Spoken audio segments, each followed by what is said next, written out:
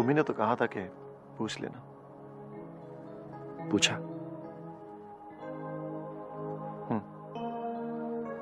क्या कहा? ये कहा कि पसंद नापसंद पर किसी का इख्तियार नहीं होता।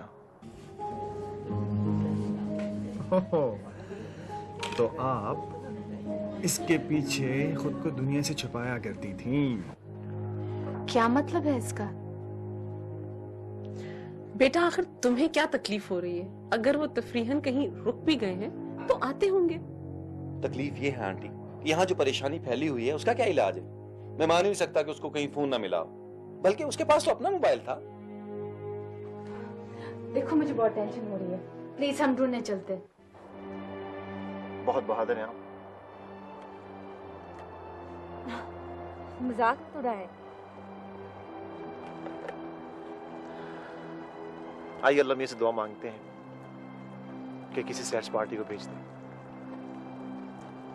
वैसे अगर कोई सर्च पार्टी ना भी आई तो भी अच्छा होगा।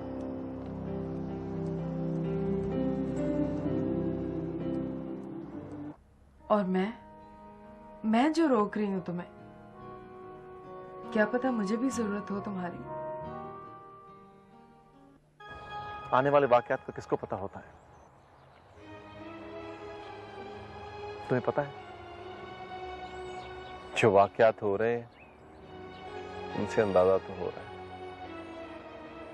देखो दानियाल, हमारी बहुत अच्छी दोस्ती है, इसे तुम अपने अंदाजों पर मत खराब करो। माफ कीजिएगा, मेरे पास वक्त नहीं है, बहुत काम करने हैं मुझे। देखो बेटा, हम कानून का सहारा भी ले सकते हैं। तो ठीक है, फिर हम कानून के जरिए ही मिलेंगे। और आपने ये कैसे सोच लिया कि आज आप मुझको यहाँ लाके राजी कर लेंगे? आलियान के बारे में क्या ख्याल है आपका? अगर कभी उन्होंने मुझसे ये सवाल पूछा तो मैं उन्हीं को जवाब दूं। उसने क्या मना करना है? इसलिए कि मेरे अपने दोस्त ने मेरी पीठ में छुरा घोंपा है। दोस्त बनकर धोखा दिया उसने मुझे। किसको जलील कह रहे हो दानियाल? तुम पागल तो नहीं हो गए हो? डॉक्टर आलियान को कह रहा हूं, दोस्त बनकर धोखा दिया उसने मुझे। घटिया है वो शख्स।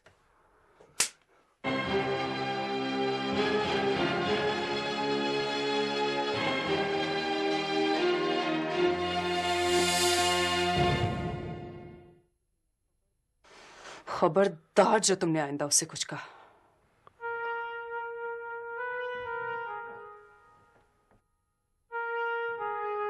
आपने उसके लिए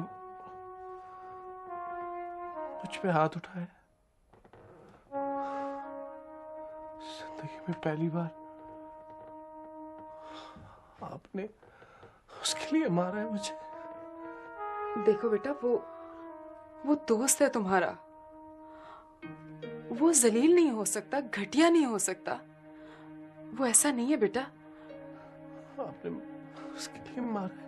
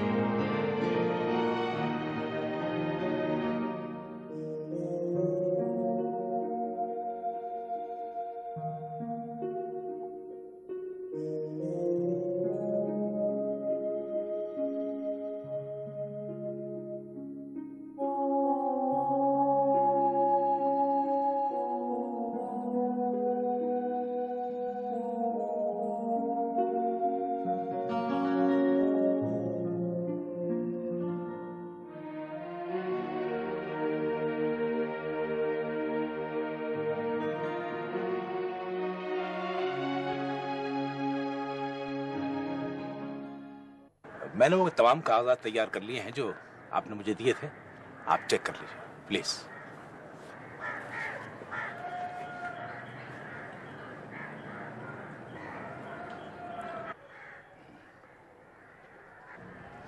इनमें वो तमाम पॉइंट्स आपने शामिल कर ली जो मैंने आपको बताया था। जी, यही कि आपने अपनी तमाम जायदाद जो कि आपके वालिद साहब ने आपको दी थी अपनी मर्जी से अपनी दोनों बेटियों के नाम कर दी है। हवेली का एक हिस्सा ईशा समी के नाम और दूसरा हिस्सा ईमान समी के नाम है, जिससे वो फरोख्त करने की मजाज नहीं है, बल्कि वो उनकी आइंदा जनरेशन के लिए होगी। ऐसा कीजिए कि इसे कोर्ट से वेरीफाई करवा लीजिए, मैं साइन कर देता हूँ और फिर इन कागजात को मेरे बताए हुए एड्रेसेस पे भिजवा दीजिए। ठीक है सर, मैं आज ही ये काम कर लेता हूँ। Thank you very much.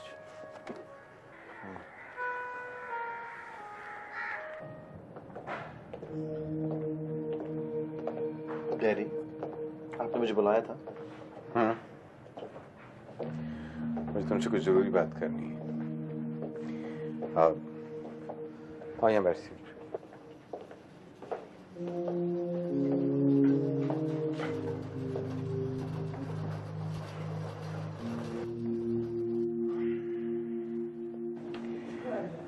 देखो बेटा आलियान, मेरे साथ जो कुछ हो रहा है उससे मुझे आज और कल की कोई फिक्र नहीं है। I know exactly what is happening. I'm not stupid. I'm also a doctor. मैंने तुम्हारे नाम एक खत लिखा है जो उस बॉक्स में रखा है जिसमें मैं अपनी याददाश्तें जमा कर रहा हूँ। उस बॉक्स में वो तमाम बातें हैं जो मेरी जिंदगी में पेश आई हैं और जो मैंने लिख कर रखी हुई हैं। मेरे बाद जब मेरी मेमोरी बिल्कुल चली जाए तो वो बॉक्स निकाल कर वो खत पढ़ लेना और वो याददाश्तें भी पढ़ लेना। बॉक्स, खत? डैडी, ऐसा क्या लिखा है जो आप मुझे नहीं बता सकते? कुछ बातें ऐसी हैं जो मैं तुम्हें बता नहीं सकता। बात दरअसल ये है आलियान बेटी कि इंसान बहुत खुदगर्ज होता है, बाज़ हालात में कमजोर होता है, उससे हिमाकतें भी सरजद होती हैं। मैं भी एक इंसान हूं। मैंने भी अपनी जिंदगी में कुछ हिमाकतें की हैं। एक से बढ़कर एक। उन हिमाकतों की वजह से बहुत से लोगों को मैंने दुख पहुंचाया है। मैं ये भूल गया अपनी खुदगर्जी की बिना पर कि मैं कितने लोगों को जख्मी कर रहा हूं। पर इस पूरे प्रोसेस में लोग तो जख्मी हुए से हुए, पर मैं खुद भी जख्मी हो गया। डैडी, प्लीज ऐसा मत कहें। तुम जब वो बॉक्स खोलोगे और मेरी याददाश्तें पढ़ोगे और वो खत पढ़ोगे तो तुम्हारी सब कुछ समझ में आ जाएगा। तो एक चीज का ख्याल रखना सर कि उन याददाश्तों में जिन जिन लोगों का जिक्र है उनसे मेरी तरफ से माफी जरूर मांग लेना।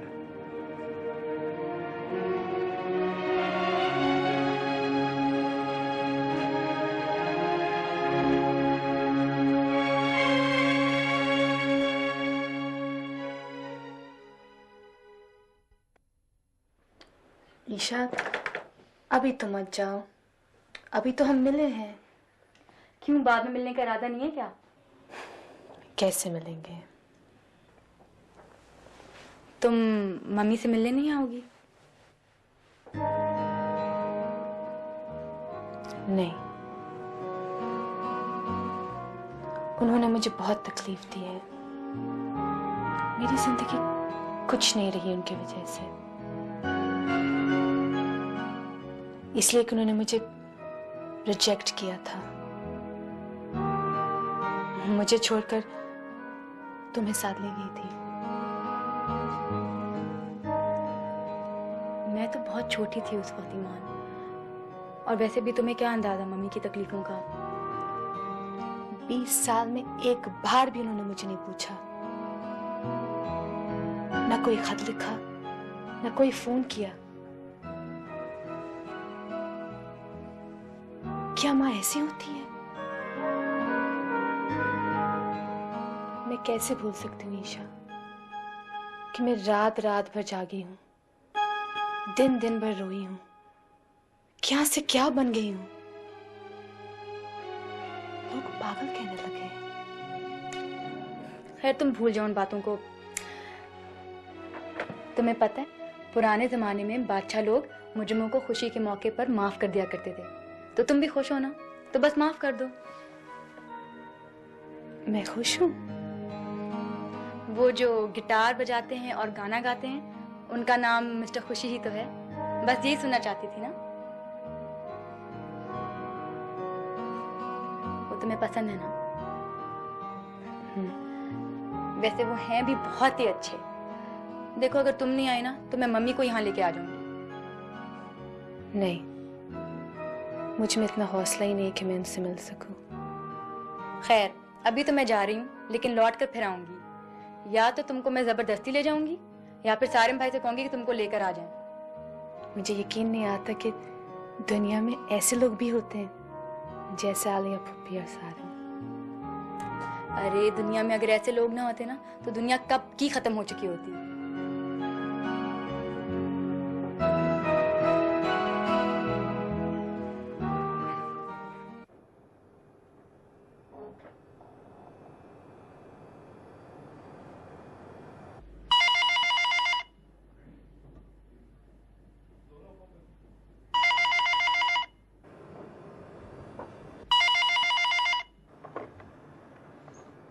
हेलो। सुनिए, आज घर जरा जल्दी आ जाइएगा, चाय हम साथ पियेंगे। हाँ, कोई खास बात है आज की? बात तो खास ही है, मगर आप भूल जाते हैं। आज क्या तारीख है? आज 20 मार्च है। आप 20 मार्च को भूल गए? सॉरी हमने, मैं वार्ड में था, प्रेशर बहुत है इसलिए भूल गया। I am so sorry. Please एहसान, आज के रोज हमारा बेटा पैदा हुआ था। 20 मार्च को मैं या आप कैसे भूल सकते हैं? मैं काम में भूल गया था। लेकिन मैं तो नहीं भूल सकती। जब तक मैं जिंदा हूं वो मेरे साथ साथ है, मेरा है वो। ठीक कहती हैं आप। वो जहां भी होगा आज उसकी सालगिरह होगी। मैं तो हर साल मनाती हूँ, आप ही हैं जो भूल जाते हैं। हर साल याद दिलाना पड़ता है। ठीक है, मैं आ जाऊंगा। मैं इंतजार करूंगी। देखिए हम ना, मेरा ख्याल है कि अब आप उसे भूलने की कोशिश करें। हर साल आप उसके दुख को ताज़ा कर लेती हैं अपने लिए। जो होना था वो तो हो चुका ना। हमारा एक बेटा तो माशाल्लाह है ना। जी, उसके लिए मैं अल्लाह का शुक्र अदा करती हूँ, लेकिन क्या करूं, ममता मुझे इस बात को भूलने ही नहीं देती। मुझे तो लगता है मैं उसी लम्हे में जिंदा हूं जिस घड़ी उससे मुझसे छीना गया था। लेकिन आप इस बात को नहीं समझ सकते। आमना, मैं समझता हूँ, मैं भी बाप हूँ, प्यार तो मुझे भी है ना उससे। अच्छा, मैं अभी आलियान को भी फोन करती हूँ। जी, उसके बगैर तो कोई भी खुशी मुकम्मल नहीं है।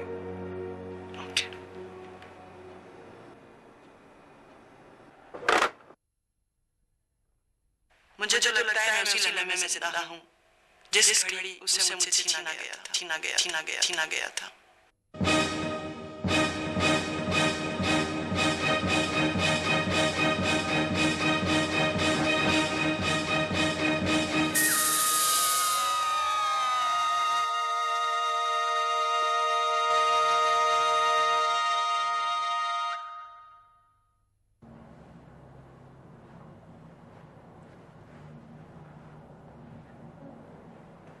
सारम, ईशा ईमान को अपने साथ ले जाना चाहती। साथ ले जाना चाहती? क्यों? ईमान तो जाना नहीं चाहती। हाँ, वो माँ से खफा है। सोफी ने उसके साथ ज्यादती भी की है, जिसकी वजह से वो हर्ट हुई है। लाजमी बात है, खफा तो होगी, लेकिन ये सब खत्म हो जाना चाहिए। हाँ वो तो है, लेकिन ये सब आपके कहने से भी खत्म हो सकता है। तुम्हारे मामू का फोन आया था, उन्होंने अपनी हवेली दोनों बेटियों के नाम कर दी। असल में खानदान वालों की नजरें उस हवेली पर थी, इसलिए उन्होंने जल्दी ये काम कर लिया। वैसे आपके भाई साहब को भी बड़ी देर से ये ख्याल आया, जब उन्होंने अपनी दोनों बेटियों का प्यार खो दिया। नहीं बेटा, खून के रिश्ते कभी खत्म नहीं होते। मैंने भाई से कहा है कि वो यहाँ आए, आके बच्चियों से मिले। वैसे भी बेटियां तो उनसे प्यार करती ही हैं, थोड़ा बहुत नाराज होंगी, फिर मान जाएंगी। हाँ चलें, अच्छा ही होगा। वैसे मैं चाहती हूँ कि मैं ईमान को उसकी माँ के पास लेकर जाऊँ। आप लेकर जाएंगी? क्यों? ईमान वैसे कभी भी नहीं मानेगी, मैं कहूँ तो शायद मान जाए। अच्छा, तो कितने दिन के लिए जाएंगी? अब देखो ना, 20 साल से बिछड़ी हुई है। अगर दिल साफ हो गया तो जब तक दिल चाहे रह ले। सोफी भी कौन सा खुशी की जिंदगी गुजार रही है। तो आप ईमान को छोड़कर वापस चली आएंगी? हाँ, यही इरादा है। आपने मुझे कहा था कि मैं उसे ठीक कर दूं। मैं उस पर काम कर रहा हूँ, उसे नॉर्मल करने की पूरी कोशिश कर रहा हूँ और बड़ी हद तक कामयाब भी हो चुका हूँ। अब अगर आकर वो हंसने बोलने लगी है तो आप उसे लेकर 2 महीने के लिए वहां चली जाएंगी? सारा काम तबाह हो जाएगा, वो वैसी की वैसी हो जाएगी। मेरा नहीं ख्याल कि वो वैसी हो। मैं उसे बिल्कुल ठीक देखना चाहता हूँ, बिल्कुल सही। आपने मुझे चैलेंज किया था ना, और मैंने भी आपका चैलेंज कबूल किया था। 2 महीनों में मैंने उसे बड़ी हद तक ठीक कर दिया है। अब अगर आकर कोई गड़बड़ हुई तो जिम्मेदारी आपकी होगी, बाद में मुझे मत कहिएगा।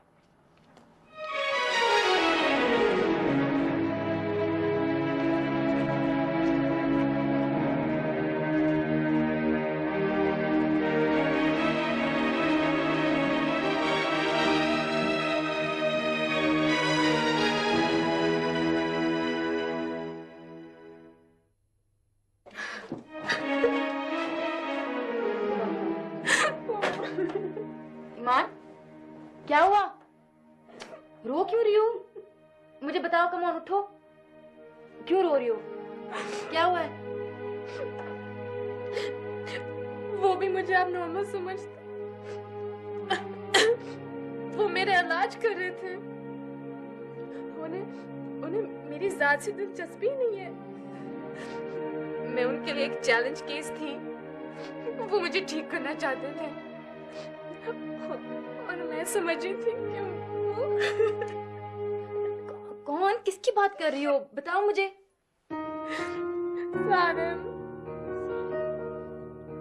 सारम ने बहुत बुरा किया ईशा। उन्हें ऐसा तो नहीं करना चाहिए था। इन्होंने तो मेरा सारा एतबार भी तोड़ दिया। अब दुनिया में कोई भी एतबार के काबिल नहीं रहा, कोई भी नहीं।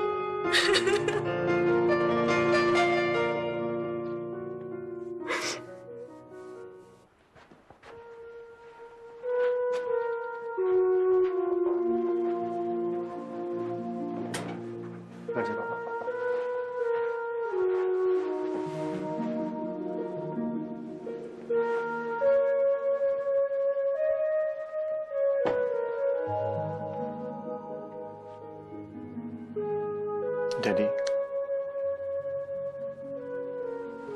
आप सोने की कोशिश करें प्लीज।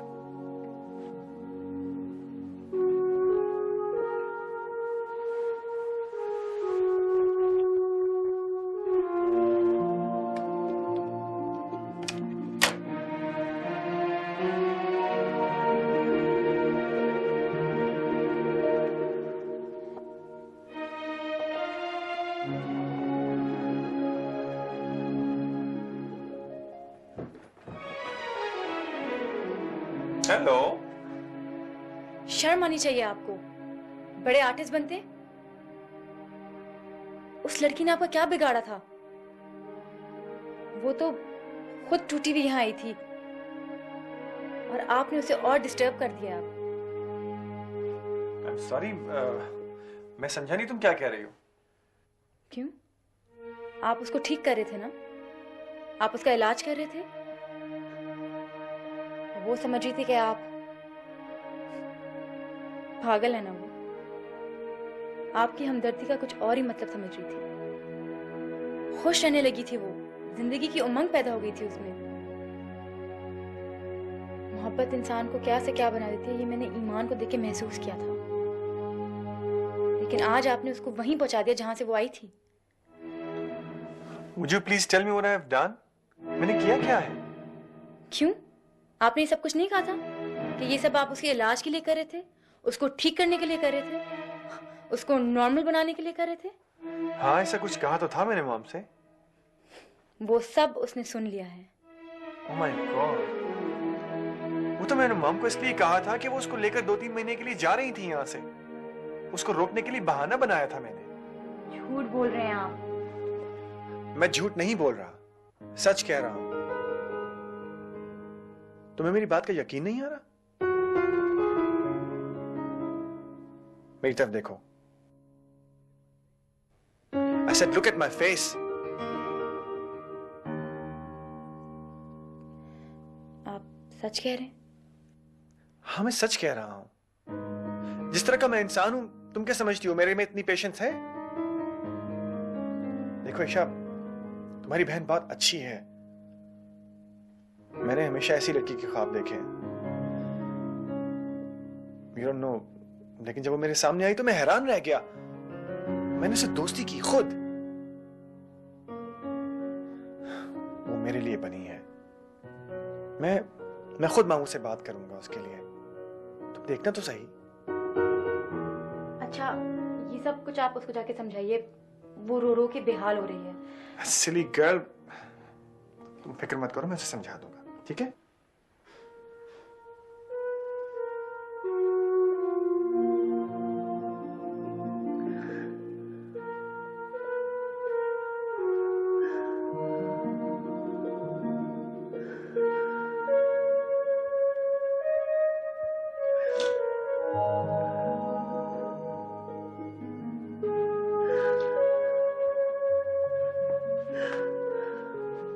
सॉरी बेटे दानिश। नहीं मम्मी। आखिर ये कब तक ऐसा होता रहेगा? मम्मी, डैडी की विल पावर बहुत स्ट्रांग है, इसलिए ये जो प्रोसेस है काफी स्लो है मम्मी। अब जानती हैं कि अगर कोई और पेशेंट होता तो अब तक सब कुछ भूल चुका होता। कब से है ये बीमारी उनको? बताओ आज मुझे ये सब कुछ। मेरा ख्याल है कि जब से शायद दानिश खोया है मम्मी।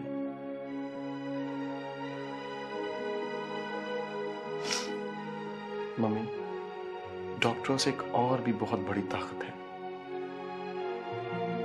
और वो है बचाने वाली। मम्मी, आप दुआ क्यों नहीं करती? दिन रात दुआएं ही तो करती रहती हूँ। आइए मम्मी, केक काटते हैं। शायद वो बच्चा भी आज केक काटने के इंतजार में हो।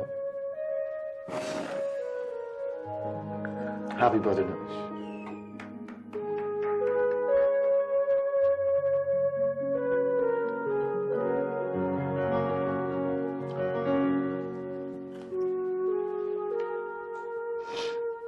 बेटा, तुम जहां भी रहो खुश रहो।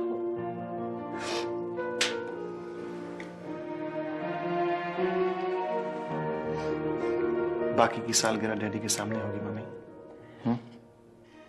लेकिन आलियान, एहसान तो बहुत स्ट्रॉन्ग आदमी है, उनको ये सब क्यों हुआ? मम्मी, जब अनब्रेकेबल चीजें टूटती हैं तो सब कुछ चूर चूर हो जाता है। प्लीज ऐसा मत करो।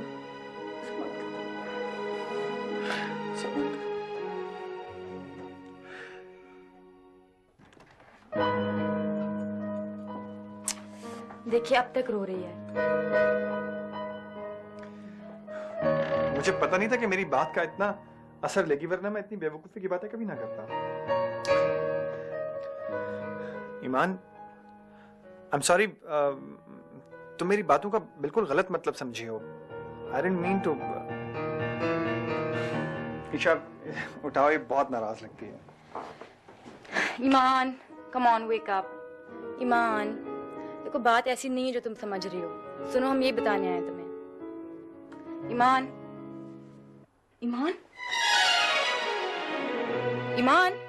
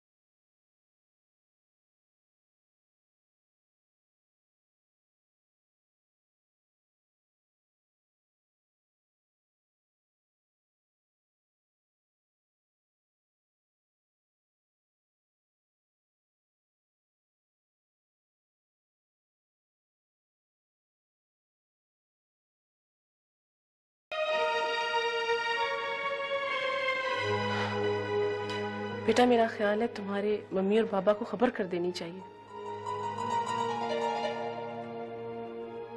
नहीं नहीं, डरो मत, उसे कुछ नहीं होगा, वो ठीक हो जाएगी। लेकिन उन दोनों को इत्तला करना बहुत जरूरी है। कोई जरूरत नहीं उन्हें बुलाने की। क्या कह रहे हो? मत कहो ऐसे। मैं ठीक कह रहा हूं। अगर उसे कुछ हो गया तो किसको परवाह होगी? कौन परेशान होगा?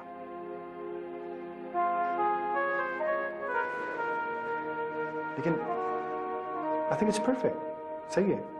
मेरे ख्याल यही बेहतर रहेगा कि उन्हें यहाँ बुलाया जाए। बुलाइए उन्हें यहाँ पर, ताकि वो आकर देखें कि एक इंसान का उन्होंने क्या हाशिर किया है। उन्हें बुलाएं यहाँ ताकि मैं उनसे पूछूं कि उन्हें क्या हक था उसे दुनिया में लाकर यूं तनहा छोड़ देने का। बुलाएं उन्हें ताकि वो भी ये तमाशा देखें।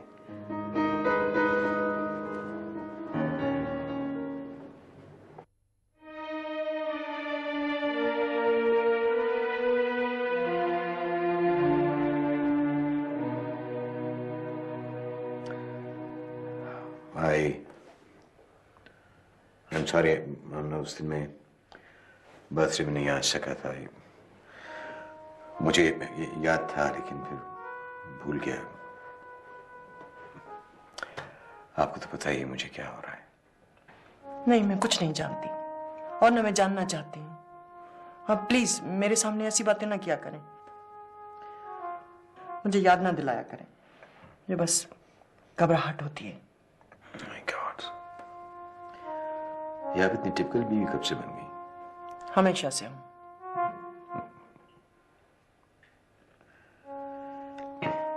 एक बात कहूं? कहिए। देखिए आमना, अगर आपको कभी मेरी किसी खामी का, किसी बुराई का,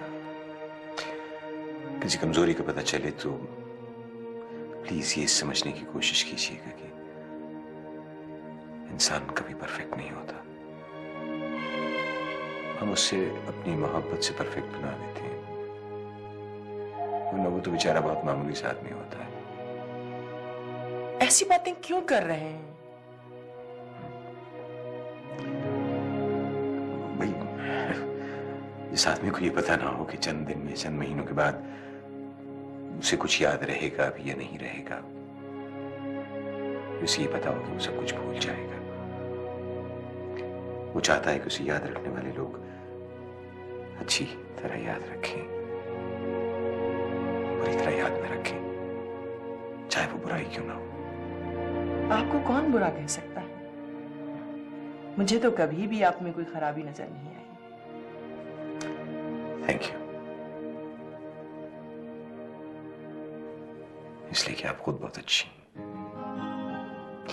लेकिन देखिए ना, लोग बदल भी तो सकते हैं। अगर वो बदल जाएं तो उन्हें बेनिफिट ऑफ डाउट दे देना चाहिए। रियली? रियली। और जब किसी की कोई बुराई सामने आ जाए तो ये जरूर सोच लेना चाहिए कि कोई ना कोई मजबूरी होगी। अरे आप तो वाकई सीरियस हो गए। चले नाश्ता करें।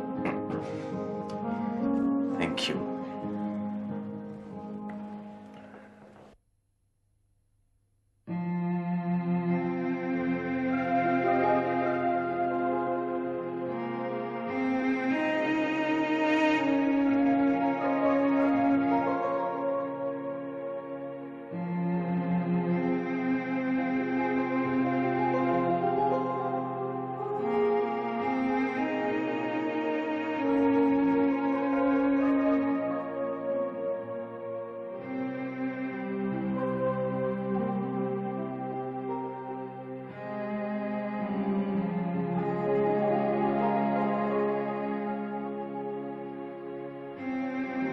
तुमने बड़ी ज्यादती की है मेरे साथ ईमान। तुम्हें ये नहीं करना चाहिए था। अभी तो हम इतने बरसों के बाद मिले थे। तुम्हें इतना भी अंदाजा नहीं हुआ कि मैं तुमसे कितना प्यार करने लगी थी, और तुम बगैर किसी का ख्याल किए जाने को तैयार हो गई। अगर तुम चली गई ना, जो तुम थी वो मैं बन जाऊंगी। ना मैं किसी से प्यार कर सकूंगी और ना किसी का एतबार।